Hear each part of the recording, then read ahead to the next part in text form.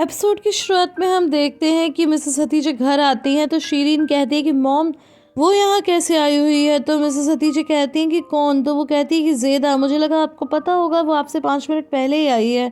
पता है वो इस तरह रिएक्ट कर रही है जैसे कि उसी का घर हो, अपने आप किचन में घुस के अपने आप चाय बना रही है। तो मिसेस हतीजे कहती हैं ठीक है ठीक है। फिर वो अंदर जाती हैं और ज़ेदा से पूछती हैं कि वो यहाँ कैसे आई है। तो ज़ेदा बोलती है कि मॉम जब पापा आएंगे तो मैं उन्हें बताऊंगी, मुझे उनसे कुछ ज़रूरी बात करनी है। तो फिर शीरीन बोलती है कि ऐसी भी तुम्हें क्या ज़रूरी बात करनी है जो तुम इतनी रात को आई हो, अब कोई प्रॉब्लम तो नहीं है। तो वो कहती है कि नहीं नहीं बिल्कुल बढ़िया है, कूल है, जब पापा आएंगे तभी बताऊंगी। तो शीरीन बोलती है ये बहुत ही शर्मनाक है। ये बातें गिडिल भी सुन रही थी और तभी ज़ेदा एकदम से कहती है कि अपने बहन के पति को बेचने से तो कम ही शर्मनाक है। और कहने के बाद ही उसकी नजर गिडिल पे पड़ती है जिससे कि उसे बहुत एकदम झटका लगता है और फिर वो मिसेस हतीजे की तरफ देखती है जो पहले से भी ज्यादा गुस्सा हो गई थी। और तभी गुस्से में शीरीन किचन में चली जाती है और फिर मिसेस हतीजे भी वहां से चली जाती है। उन दोनों के जाने के बाद गिडिल ज़ेदा के पास आती है और उससे बहुत ही फ्रेंडली होकर बात करने की कोशिश करती है। अब नेक्स्ट सीन में हम देखते हैं कि शीरीन बहुत ही गुस्से में होती है और गुस्से में आकर वो पूरा आटे का पैकेट ही फेंक देती है जिससे वो खुद भी उसमें सन जाती है। गिडिल ज़ेदा से पूछती है कि तुम कब से मेरी दादी के घर नहीं गई। तो वो कहती है कि बहुत टाइम हो गया। तो फिर गिडिल कहती है कि मैं भी नहीं गई, जब से मेरी दादी नहीं रही तब से हम वहाँ नहीं जाते। लेकिन अगले हफ्ते हम जा रहे हैं क्योंकि एम्बर ने मुझे बताया था कि हमें अपनी जमीन बेचनी है, हमें एक बायर मिल गया है। अभी वो लोग इस तरह की बातें कर ही रहे थे कि बहुत ही फनी सीन आता है और शीरीन धीरे से किचन का डोर ओपन करती है और झुकते झुकते सोफे के पीछे से होती हुई और गिडिल की नजरों से बचती हुई बाथरूम की तरफ जाती है। फिर अपने शूज से धीरे से किसी तरह बाथरूम का स्विच ऑन करती है और फिर धीरे से बाथरूम में घुस जाती है। फिर बातों बातों में गिडिल ज़ेदा से कहती है कि पता है शीरीन ने ग्रैंडफादर की उम्र का एक बॉयफ्रेंड बनाया हुआ है और उसने उसे डायमंड का ब्रेसलेट भी गिफ्ट किया। तो तुम क्या बता रही थी, इसने अपने बहन के हस्बैंड को ही बेच दिया। ज़ेदा बोलती है कि मुझे क्या लेना देना इन बातों से, और वैसे भी वो बड़ी है, चाहे जिसे बॉयफ्रेंड बनाए। तो गाइस यहाँ पर बात यह है कि गिडिल किसी तरह बुराई करके बातें निकालना चाहती थी लेकिन ज़ेदा उसकी बातों में नहीं आती। तभी वहाँ पर मिस्टर एनवर आ जाते हैं तो उन्हें देख करके ज़ेदा बहुत खुश होती है और अपने गले से लगा लेती है और वो भी बहुत खुश होते हैं। अरे बेटा तुम आ गई, तुमने बहुत ही प्यारा सरप्राइज दिया, घर में तुम्हारा वेलकम है। ज़ेदा बोलती पापा जल्दी से अंदर आ जाइए, मेरे को आपको कुछ बताना है, जल्दी जल्दी। वो बहुत ही एक्साइटेड थी। वहाँ पर मिसेस हतीजे आ जाती है और वो भी उनका वेलकम करती है। फिर बोलती है कि एनवर आज आप जल्दी कैसे आ गए। तो वो बोलते हैं कि मैंने जॉब छोड़ दी। कहती है कि क्या, कैसे। तो वो कहते हैं कि प्लीज़ अब मुझे और मत पूछो, बस मैंने छोड़ दी। तो फिर वो गले लगा लेती हैं उन्हें। फिर मिस्टर एनवर बोलते हैं कि हतीजे अब हमें नई जॉब ढूंढनी होगी। और तभी ज़ेदा बोलती है कि पापा मैं यही तो कहना चाह रही थी कि आपको जॉब ढूंढने की कोई ज़रूरत नहीं है। मिस्टर एनवर बोलते हैं अरे ये कैसे। तो फिर ज़ेदा बोलती है कि पापा जॉब तो आपके पास है। तो बोलते हैं कैसे, कॉफ़ी। कहते हैं अरे हाँ तुम आरिफ की कॉफी शॉप की बात कर रही हो। कहती है हाँ पापा, से आप और आरिफ दोनों मिलकर थोड़े पैसे तो कमा ही सकते हो। मिसेस हतीजे भी मिस्टर एनवर से बोलती है कि हाँ मुझे भी ये आइडिया ठीक लग रहा है, इससे आपको ज़्यादा काम भी नहीं करना पड़ेगा और आपको लोगों से खूब बातें भी करने के लिए मिल जाएंगी, तो आपका दिल भी खुश रहेगा। फिर मिस्टर एनवर खुशी से बोलते हैं कि ज़ेदा तुम्हारा दिमाग, तुम हज़ारों सालों तक जियो। लेकिन फिर एकदम से कहते हैं कि नहीं नहीं नहीं नहीं नहीं नहीं, मैं ये काम नहीं कर सकता, मैं ये काम नहीं कर सकता क्योंकि आरिफ तो वहाँ है और मैं पैसे कैसे कमा सकता हूँ। मैं बस पैसे कमा के वहीं रख दूंगा और उन पर नजर रखा करूंगा। तो ज़ेदा बोलती है कि क्यों नहीं, आप क्यों नहीं लोगे, आप मेहनत करोगे तो आपके पैसे तो बनते हैं और आरिफ को कोई प्रॉब्लम नहीं होगी, आरिफ भी मान जाएगा। मिसेस हतीजे भी उन्हें समझाती है और फाइनली वो इस काम के लिए तैयार हो जाते हैं। सभी बहुत खुश होते हैं लेकिन तभी मिस्टर एनवर को बाहर की याद आ जाती है और कहते हैं कि मुझे हमेशा उस लड़की की याद आती है कि पता नहीं वो इस क्या कर रही हो। अभी वो लोग ये बातें कर ही रहे थे कि तभी शीरीन बाथरूम से नहाकर निकलती है और वो भी मिस्टर एनवर का वेलकम करती है। इसके बाद मिस्टर एनवर कहते हैं कि ज़ेदा आज तुम यहीं पर डिनर करके जाना, बगैर डिनर के मत जाना। लेकिन वो भतीजे का मूड देखते हुए कहती है कि नहीं नहीं पापा मुझे तो अभी जल्दी घर जाना होगा क्योंकि मैंने किसी से वादा किया है डिनर का, तो मैं उसके साथ डिनर करूंगी। तो कहते हैं कि कौन। तो कहती है कि अरे मेरे है एक फ्रेंड, मैं जा रही हूँ, मैं जल्दी बोल के निकल जाती है। लेकिन उसकी बातें सुनकर शीरीन एकदम से परेशान हो जाती है और मिस्टर एनवर के जाने के बाद वो कहती है कि मॉम ज़ेदा एम्ब्रे के साथ जा रही है डिनर पर। तो मिसेस हतीजे कहती हैं कि नहीं नहीं ऐसा कुछ नहीं है। तो वो कहती है कि नहीं मॉम, उसने मुझे कहा था कि उसे एक फ्रेंड के साथ जाना है डिनर पे। सीन में हम मिस्टर नज़ीर को सबके साथ डिनर करते हुए देखते हैं और हम देखते हैं कि पेरल धीरे धीरे अपनी स्लीव्स में नाइफ फंसा रही होती है और तभी बाहर पेरल का हालचाल पूछने लगती है और फिर एकदम से उठकर उसका बुखार चेक करने लगती है और कहती है कि इसकी तबीयत ठीक नहीं है, तो मैं इसे रूम में ले जाती हूँ। लेकिन मिस्टर नज़ीर कहते हैं कि वो खुद चली जाएगी, लेकिन वो बोलती है कि कैसे सीढ़ियाँ तक चढ़ेगी, मैं इसका मुंह धुला दूंगी। तो कहते हैं कि ठीक है, लेकिन साथ में वो अपना एक आदमी भी भेजते हैं। अब सीढ़ियों पर चढ़ते वक्त बाहर कहती है कि लाओ वो नाइफ मुझे दे दो और सुनो, अपने बच्चों के बारे में सोचो, अगर तुम कुछ भी करोगी तो बच्चों पे मुसीबत आ सकती है।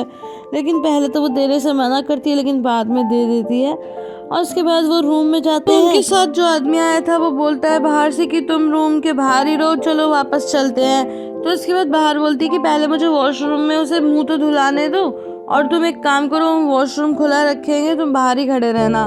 तो वो फिर ऐसे ही करती है और धीरे धीरे पेरल को समझाती रहती है कि देखो ये गलत है, तुम्हें अपने बच्चों के लिए सोचना है और किसी भी बात के बारे में नहीं सोचना। इस तरह की बातों से वो धीरे धीरे उसे समझाती है। फिर खुद नीचे आकर फिर से डाइनिंग टेबल पे बैठ जाती है और धीरे से नाइफ को टेबल पे रख देती है। थोड़ी देर बाद डोरुक मिस्टर नज़ीर से पूछता है कि क्या आप मेरी टीचर को पसंद नहीं करते? तो फिर वो बोलते हैं कि कौन सी टीचर? तो फिर कहता है कि अली की मॉम, वो मुझे इंग्लिश पढ़ाती है, वो मेरी टीचर है, क्या आप उन्हें पसंद नहीं करते? तो फिर नज़ीर बोलते हैं कि उन्होंने कुछ ऐसा किया है जिससे मैं बहुत हर्ट हुआ हूँ। तो फिर डोरुक बोलता है क्या अली ने आपके साथ कुछ गलत किया है, आपको बुरा लगा है, इसीलिए आप उनका चेहरा नहीं देखना चाहते? तो फिर बाहर बोलती है कि बेटा तुम खाना खाओ। तो लेकिन वो फिर से पूछता है। तो फिर मिस्टर नज़ीर कहते हैं ठीक है, आज के लिए बहुत हो गया, अब मैं चलता हूँ। तो फिर डोरुक बोलता है इसका क्या मतलब हुआ? तो मिस्टर नज़ीर बोलते हैं कि ये कुछ ऐसा है जो बड़े समझ सकते हैं, तुम्हारी मॉम समझ गई हैं, अब मैं चलता हूँ, गुड इवनिंग। फिर मिस्टर नज़ीर के जाने के बाद निशान बोलती है कि क्या मॉम ये क्या कह रहे थे? तो फिर बाहर कहती है बेटा मुझे भी समझ में नहीं आया।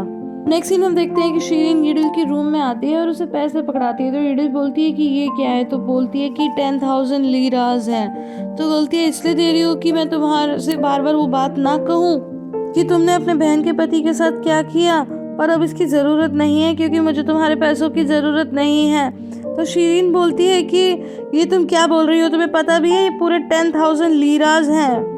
फिर ईडिल बोलती है मैंने कहा ना मुझे ये नहीं चाहिए, क्योंकि कल जब मैं एक लंबी जर्नी पे जाऊंगी तो फिर एम्ब्रे को बताने के लिए मेरे पास कुछ है। तो इसके बाद शीरीन बोलती है कि तुम गलत इंसान से पंगा ले रही हो, और उसके बाद वो वहाँ से चली जाती है। अब हमें नेक्स्ट डे मॉर्निंग का सीन दिखाया जाता है जहाँ हम देखते हैं कि ज़ेदा अपनी विंडो से लटक कर मिस्टर एनवर को हाथ हिलाते हुए इशारा करती है कि मैं बस अभी आ रही हूँ अभी। और इसके बाद मिस्टर एनवर शॉप पर जाते हैं, लेकिन जैसे ही वो शॉप पर पहुँचते हैं तो उन्हें आरिफ की याद आने लगती है कि कैसे वो उसके साथ हंसी मजाक किया करते थे, कॉफ़ी पिया करते थे, और वो बहुत ही इमोशनल हो जाते हैं। फिर ज़ेदा उनके पास आ जाती है और उन्हें गुड मॉर्निंग करती है। इसके बाद बोलती है कि चलिए मैं आपके लिए शॉप खोल देती हूँ। इसके बाद मिस्टर एनवर बोलते हैं कि बेटा अंदर कोई झाड़ू और बाल्टी होगी। तो फिर ज़ेदा बोलती है आप क्या करोगे बाल्टी और झाड़ू का? तो बोलते हैं कि पता नहीं, मेरे को थोड़ी साफ सफाई तो करनी होगी ना। तो ज़ेदा बोलती है क्या आपको लगता है ये काम मैं आपके ऊपर छोड़ूंगी? मैंने कल रात को ही सारी सफाई कर दी थी। तो फिर मिस्टर एनवर कहते हैं कि मेरी प्यारी बेटी तुमने ये सब कब किया? तुम तो कल रात डिनर पर जाने वाली थी ना। तो फिर वो ज़ेदा कहती है कि पापा मेरा है ही कौन जिसके साथ मैं डिनर पर जाऊंगी, चलिए मैंने सब कुछ साफ कर दिया है, और देखिए यहाँ पर कॉफ़ी रखी है, यहाँ पे चीज़ रखे हैं। ऐसे करके वो उसे दो शॉप की सारी चीज़ें बताती है और बोलती है कि मैंने एक लिस्ट भी बना ली है, पापा आपके पास पैसे हैं? तो वो कहते हैं कि हाँ बेटा है, अब मैं चाय बना लेता हूँ और जो आइटम रह गए हैं तुम जल्दी से जाकर ले आओ। और वो कहती है ठीक है आप चाय बनाइए और मैं जल्दी से लेकर आती हूँ। लेकिन तभी मिस्टर एनवर बोलते हैं कि मेरी प्यारी बेटी तुम मेरे लिए कितना कर रही हो। तो ज़ेदा बोलती है कि पापा आप ऐसा क्यों कह रहे हैं, मैं आप पर वारी वारी जाऊँ? तो फिर मिस्टर एनवर बोलते हैं कि बेटा एक मेरी बेटी शीरीन है जिसे कोई परवाह ही नहीं है, उसने एक बार पूछा भी नहीं कि पापा आप क्या काम करोगे क्या नहीं करोगे, आपको कोई तकलीफ तो नहीं है? तो ज़ेदा बोलती है कि पापा आप तो जानते हो कि उसे कुछ परेशानी है, वो डॉक्टर से अपना ट्रीटमेंट कराएगी तो जल्दी ठीक हो जाएगी, उसकी भी अपनी प्रॉब्लम्स है। तो कहते हैं कि हाँ बेटा। फिर वो गले लगा लेती है और कहती है कि पापा आप ऐसा बिल्कुल भी मत सोचिए, मैं आप पर वारी वारी जाऊँ। एंड गाइस ये सीन बहुत ही इमोशनल होता है। और उसके बाद ज़ेदा कहती है कि पापा लाइए मुझे पैसे दीजिए, मैं जल्दी से लेकर आती हूँ सामान और आप फटाफट से चाय बना लीजिए। एंड गाइस यहाँ पर मैं आपको एक इम्पॉर्टेंट बात बता दूँ कि मुझे यहाँ पर डाउट है कि ये शीरीन की ही बात कर रहे थे या फिर ज़ेदा के बेटे अर्दा की बात कर रहे थे, क्योंकि गाइज यहाँ पर ये दोनों बिना नाम लिए बात कर रहे थे, इसलिए मुझे डाउट हुआ। अगर फ्यूचर में मुझे बात क्लियर होगी तो मैं आपको ज़रूर बताऊंगी, पर अभी के लिए हम यही मानकर चलेंगे कि यहाँ पर शीरीन की बात हो रही थी। नेक्स्ट सीन में हम देखते हैं कि बाहर निशान की चोटी बनाती है और कहती है कि बेटा तुम्हारे बाल तो बहुत अच्छे हो गए हैं, और वहीं टेबल के नीचे बैठा बैठा डोरुक बुक पढ़ने लगता है। तभी वहाँ पर आज़मी आता है और कहता है कि मिस्टर नज़ीर आपका वेट कर रहे हैं। तो वो कहते हैं कि ठीक है हम लोग आ रहे हैं, लेकिन वो बोलता है कि नहीं, आज मॉर्निंग में आप लोग जब ब्रेकफास्ट करने के लिए आओ तो बच्चे तो ब्रेकफास्ट करेंगे, लेकिन आप और मिसेस पेरेल आकर के मिस्टर नज़ीर से लिविंग रूम में मिलिए, क्योंकि मिस्टर नज़ीर ऐसा चाहते हैं। लेकिन निशान बोलती कि नहीं, मैं अपनी मम्मा को नहीं छोड़ूंगी, मैं उनके बिना नहीं जाऊंगी। तो बाहर उसे समझाती कि बेटा पहले हम नज़ीर अंकल से बात कर लेंगे और फिर तुम्हारे पास आ जाएंगे, लेकिन वो मानती ही नहीं, छोड़ती नहीं है, रोने लगती है। तो वो कहती है कि मैं समझा कर आती हूँ। आदमी बोलता है कि ठीक है आप आ जाना नीचे, मैं मिसेस पेरेल को भी बोल देता हूँ। फिर वो पेरेल के पास जाता है तो पेरेल कहती है कि क्या यही तुम्हारा काम है? तुम ही ने मुझे पाल पोस कर बड़ा किया था और आज तुम मेरे और मेरे पिताजी के साथ ये सब कर रहे हो। तो आज़मी बोलता है कि ये सब मेरा काम नहीं है और देर मत कीजिए, मिस्टर नज़ीर को देर पसंद नहीं है। फिर पेरेल बोलती है कि मैं ऐसे आदमी से और एक्सपेक्ट भी क्या कर सकती हूँ जिसने खुद अपने भाई को ही बेच दिया। नेक्स्ट सीन में हम देखते हैं कि मिस्टर नज़ीर बहुत ही अच्छे से तैयार हो रहे हैं, टाई वाई लगा के, कोट पहन के एकदम टिप टॉप हो जाते हैं। अब नेक्स्ट सीन में हम देखते हैं कि ज़िदा दौड़े दौड़े आती है और कहती है कि पापा मैं आ गई और सारा सामान ले आई हूँ, और ये लीजिए पापा आपका चेंज, और अब आप संभाल लोगे ना, मैं लेट नहीं होना चाहती कैफे के लिए। तो फिर मिस्टर एनवर बोलते हैं कि हाँ बेटा मैं संभाल लूँगा। तो ज़िदा बोलती है ठीक है पापा बाय बाय। तो फिर वो बोलते हैं बाय बाय बेटा। लेकिन अभी ज़िदा 2 कदम चली ही थी कि मिस्टर एनवर एक बार फिर से उसे आवाज़ देते हैं और कहते हैं ज़िदा जो कुछ भी तुमने किया उसके लिए बहुत बहुत धन्यवाद बेटा। मैंने अपने जीवन में जितने भी लोग देखे हैं उनमें से सबसे बेस्ट और जेन्युइन पीपल में से तुम एक हो बेटा। ईश्वर तुम्हें हमेशा खुश रखे। तो वो कहती कि पापा ईश्वर आपको भी हमेशा खुश रखे। और जी आप कैसी अजीब अजीब बातें कर रहे हो और रुलाना चाहते हो क्या मुझे? तो कहते हैं नहीं बेटा बिल्कुल भी नहीं। जब भी कोई तकलीफ में होता है तो तुम दौड़ के उसके पास जाती हो और सहायता का हाथ उसकी तरफ बढ़ाती हो। मैं पूरे दिल से ईश्वर से प्रार्थना करता हूँ कि वो तुम्हारी सभी परेशानियों को हमेशा के लिए समाप्त कर दे। तो ज़िदा बोलती है कि हाँ पापा ईश्वर करे ऐसा ही हो। पापा मेरा आप लोगों के अलावा है ही कौन? मैं तो बस यही चाहती हूँ कि आरिफ जल्द से जल्द बाहर आ जाए और बाहर भी फिर से अपने बच्चों के साथ यही पड़ोस में रहने आ जाए, और क्या चाहिए। मिस्टर एनवर बोलते हैं कि ओ मेरी प्यारी बच्ची तुम अपनी तकलीफ कभी भी नहीं बताती हो, कभी नहीं। मैं जानता हूँ कि अकेले तकलीफ उठाना इतना आसान नहीं होता, लेकिन तुम मेरी तरफ देखो, हम एक साथ मिलकर सारी परेशानियों का सामना करेंगे। और फिर वो लोग कुछ इसी तरह की इमोशनल बातें करते हैं और फिर ज़िदा वहाँ से चली जाती है। हम देखते हैं कि बाहर दोनों बच्चों को जैसे तैसे समझा बुझा कर ब्रेकफास्ट के लिए भेज देती है और खुद लिविंग रूम में आ जाती है। थोड़ी देर में वहाँ पेरेल भी आ जाती है और पेरेल पूछती है कि ये सब क्या चल रहा है। तो वो कहती है कि मुझे नहीं पता। इस कहानी में बहुत ही जबरदस्त ट्विस्ट आने वाला है, तो बने रहिएगा। इसके बाद हम देखते हैं कि मिस्टर नज़ीर भी वहाँ आ जाते हैं और सबसे पहले आते ही वो जो स्वाद के स्पेक्स टेबल पे रख देते हैं। तो ये देखकर पेरेल बहुत ही परेशान हो जाती है और रोने लगती है। तो वो कहते हैं कि चिंता मत करो वो जीवित हैं। इसके बाद वो पेरेल के हाथ में जो रिंग होती है उसे देखते हैं और कहते हैं कि क्या मैं देख सकता हूँ, और फिर कहते हैं कि सार्प ने इतनी महंगी अंगूठी कैसे दे दी। इसके बाद मिस्टर नज़ीर अपनी पॉकेट में से एक रिंग निकालते हैं और बाहर से बोलते हैं कि ये रिंग मार्ट पेरेल को पहनाने वाला था।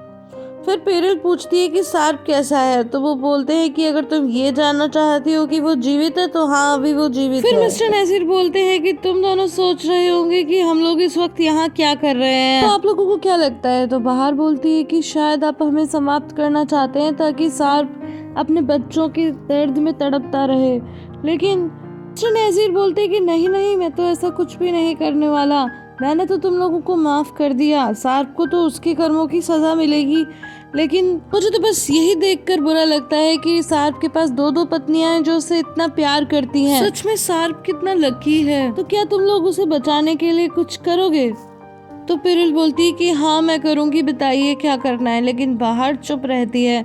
तो फिर मिस्टर नज़ीर उससे दोबारा पूछते हैं तो वो कहती है कि हाँ मैं भी करूँगी। तो फिर मिस्टर नज़ीर वही रिंग ऑफर करते हुए कहते हैं विल यू मैरी मी, और फिर ये एपिसोड यहीं पे खत्म हो जाता है। गाइस आई होप आपको ये वीडियो पसंद आई होगी। अगर पसंद आई है तो इसे लाइक शेयर एंड कमेंट करना बिल्कुल भी ना भूलें। फिर मिलती हूँ अगले वीडियो में, तब तक के लिए bye bye and take care.